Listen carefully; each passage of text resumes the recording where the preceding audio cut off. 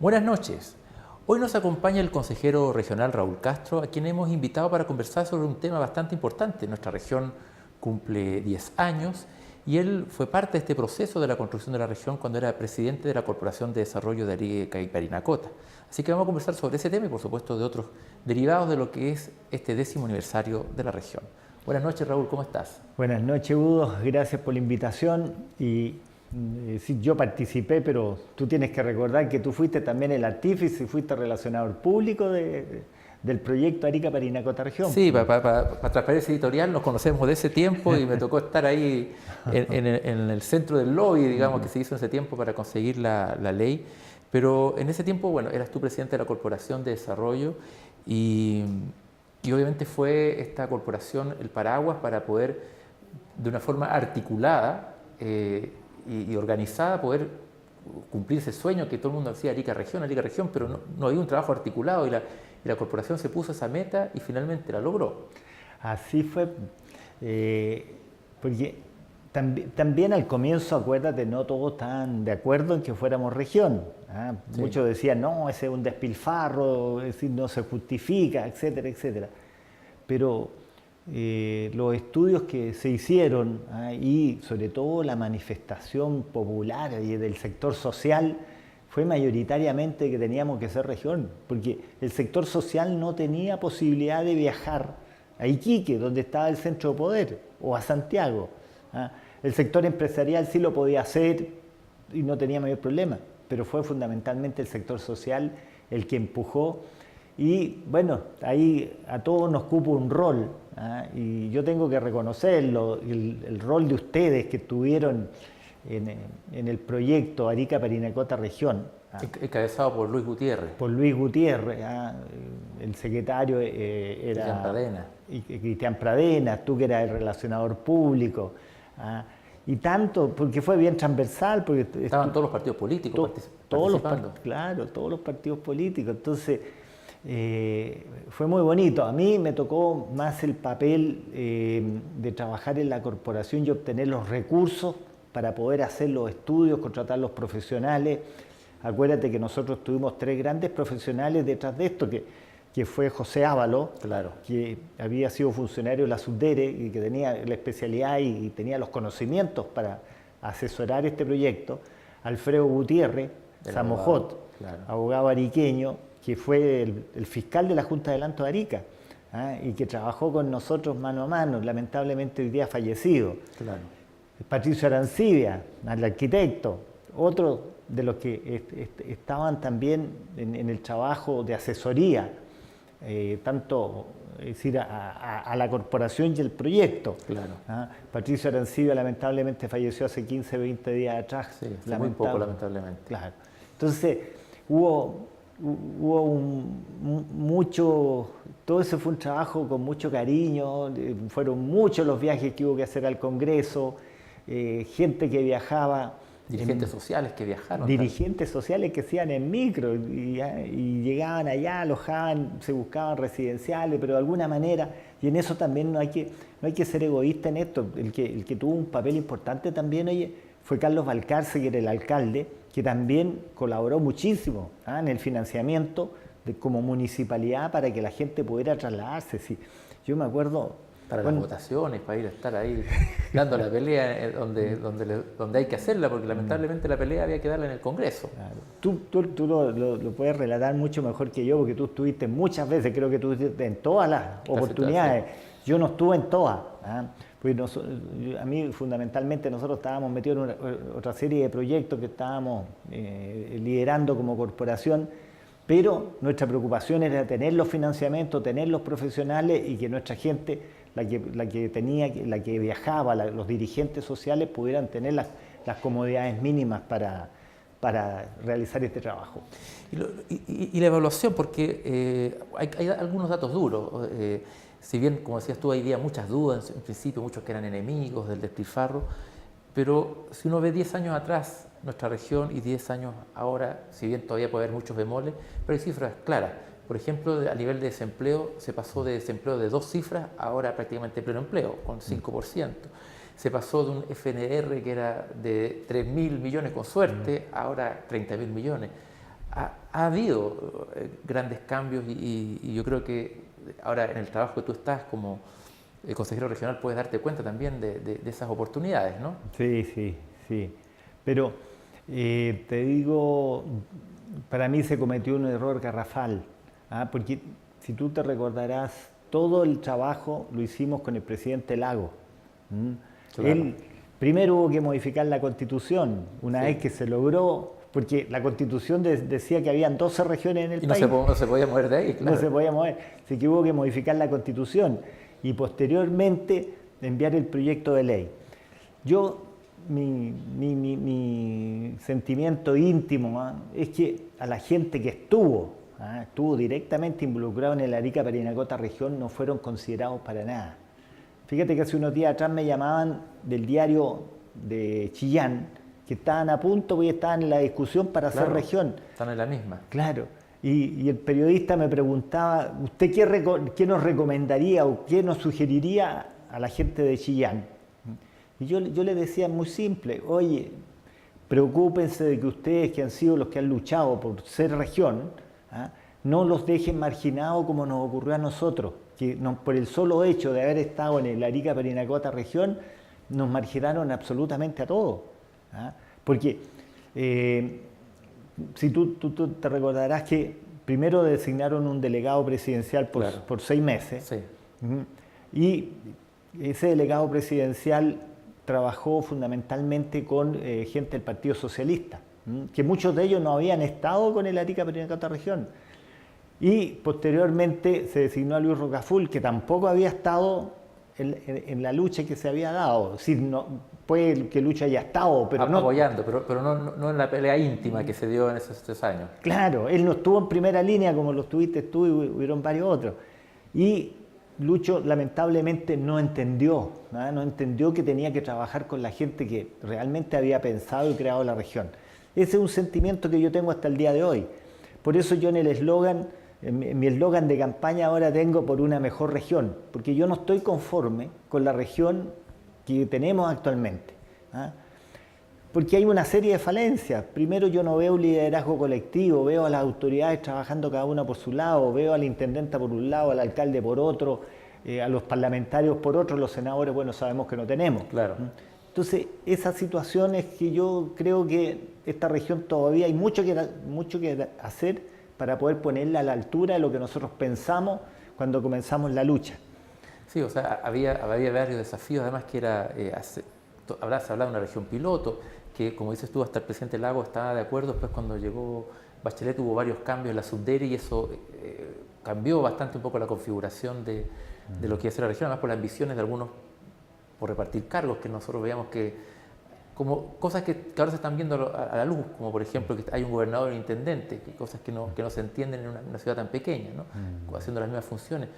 Pero más allá de en estas cosas que faltan, ¿qué otras cosas ves tú que es necesario hacer para que finalmente las regiones, no solamente la nuestra, sino todas las regiones, puedan tener un gobierno mucho más eficiente de lo que es hasta ahora? Mira, para mí es fundamental la última reforma constitucional que se aprobó de los gobernadores regionales. Yo creo que es fundamental que nosotros podamos elegir a la brevedad posible a los gobernadores regionales. En la comisión de ayer en la Cámara, en el Senado se aprobó por amplia mayoría, no sé si fue por unanimidad, de que la próxima elección de intendentes, la primera elección de intendentes regionales va a ser coincidente con la elección de alcaldes y concejales. Esto, perfecto, el año 2020. 3 años más. En 3 años más. Entonces, eso es lo que falta, porque ¿qué es lo que ocurre? El intendente actual, bueno, primero es una institución anacrónica porque viene de la época de los Borbones en España. Claro, es un designado el presidente que responde al presidente, nada. Claro, y su escala de lealtad está primero la presidenta de la República o el presidente de la República, después vendrá su partido y después la región, o la región o su partido, depende de cada uno. Su corazón. Claro, su corazón.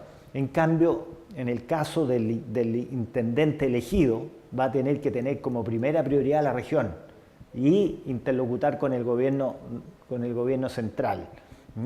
Y ahí también te dicen, oye, pero es que ahí va a ser si son de signos contrarios va a haber una cantidad de problemas. No, oye, si tú eliges personas cuerdas, personas decentes, personas que sepan comunicarse, naturalmente que va a tener que trabajar de la mano con el gobierno central. Claro. Y en cuanto a las competencias también del gobierno regional, de esta nueva institución también, porque ahí también hay mucha discusión, porque en el Congreso se empezó a hablar de entregar de a poquito algunas facultades, sobre todo con el manejo de los ministerios, ¿no? Sí. Eso era con el objeto de dilatar, fue con el objeto de dilatar y eso fue transversal, porque hubieron de las bancadas de casi todos los partidos, salvo en mi partido, de la Democracia Cristiana, estuvieron todos de acuerdo en que en esto de que las elecciones hubieran sido ahora. Claro, que era el ideal, digamos. Era el ideal. Bueno, pero ya por lo menos la idea parece que en 3 años más los vamos a tener y te digo, las competencias, naturalmente que tú no puedes decirle, mire, todas estas son las competencias. Habrá que ir viendo y adecuando a medida que vamos avanzando, pero lo importante es tener una autoridad fuerte acá y que haya autoridad en la región. En este minuto no hay autoridad en la región y lo digo con todo fundamento y respetuosamente, porque yo no veo que las autoridades estén trabajando en conjunto. Yo en el CORE, que es donde a veces se produce, que llega la intendenta, llega el alcalde, pero generalmente llegan a pedir cosas, a que se le aprueben proyectos, pero nunca yo he visto una conversación. Yo fui un año presidente del Consejo Regional y nunca tuvimos una conversación. El intendente, el presidente del consejo, los alcaldes, los parlamentarios. Sí, de cómo pensar el desarrollo de la región. Cómo pensar en conjunto. Bueno, y eso se nota un poco en el diagnóstico que hizo esta semana la Cámara Chilena de la Construcción, donde dice que el 5,1 proyectos de los últimos 8 años, o sea, estamos hablando del gobierno anterior y de este gobierno, que se han financiado acá en nuestra región, solamente ese pequeño porcentaje tiene que ver con inversiones relacionadas a los ejes de desarrollo de la región. Eso habla de que las autoridades locales no están conversando, no están planificando con una visión regional, ¿no? No, eso te digo, lo supimos desde un comienzo, que la Estrategia Regional de Desarrollo que se aprobó el año 2009 fue un documento académico que se le encargó a la Universidad de Tarapacá y que los ejes estratégicos no estaban definidos en cosas concretas, eran declaraciones de buenas intenciones, que es el problema que tenemos actualmente con la modificación de esa estrategia, de que tenemos una discusión, vamos a llevar 8 o 9 meses discutiendo qué debe comprender una estrategia regional, pero a mí cuando me dicen o tenemos puras declaraciones de buenas intenciones, no me sirve. Las declaraciones tienen que llevar asociadas a políticas concretas hacia dónde queremos llegar. Si queremos hacer Arica una ciudad turística, bueno, digámoslo, queremos ser ciudad turística, pero para implementar esa ciudad turística o esa región turística tenemos que ejecutar tales y tales acciones como sector público, y el sector privado le corresponderán otras que serán los propios privados que verán las oportunidades o las condiciones que le va creando el sector público. A propósito de eso, ya que estamos ya en el límite del tiempo, pero tenía que hacerte una pregunta, porque la semana pasada, bueno, esta semana salió la licitación para el Museo Chinchorro, que según la intendenta es el gran Museo Chinchorro, pero estamos viendo que después que hubo una discusión sobre ver un lugar donde estuviese este nuevo Museo Chinchorro, vemos que de nuevo está en la Universidad de Tarapacá, nos van a invertir más de 13.000 millones en un museo que va a ser para la universidad. Sí. No, ese fue un error garrafal, un error, te digo, bueno, yo fui el único voto en contra de ese proyecto. Yo te digo, ahí hubo una cosa bastante extraña. Bueno, también hay que entender que hay muchos consejeros regionales que son exalumnos de la universidad y naturalmente que no iban a ir contra su casa de estudio. Pero te digo, es impresentable que en un mes a ti te hagan aprobar un proyecto que era por 14.000 y tantos o casi 15.000 millones de pesos. Un proyecto de que no está comprendido en el PETSE. Ese proyecto no está en el PETSE. No obstante eso, insistieron, ejercieron presiones y sobre todo que son recursos que deberían haber sido priorizados en otros problemas que son muchísimo más graves que tenemos nosotros hoy día en la región. Por ejemplo, la salud. Es decir, la salud es transversal, tú con quien converses en Arica, la salud. Lo otro es la seguridad ciudadana. Y tercero te ponen la educación. Y creo que ahí es donde tenemos que enfocar y priorizar los recursos. Pero esto del lo que Arica quiso, y acuérdate que el alcalde Urrutia hizo una consulta ciudadana de dónde tenía que estar ubicado el Gran Museo de la Cultura de Chinchorro, y mayoritariamente nos manifestamos, o se manifestó la comunidad de Arica, que debía estar en la ciudad. Claro. Entonces, ahí hay algo que yo no pude entender, y sobre todo que no se votó acá en Arica, se votó en Putre.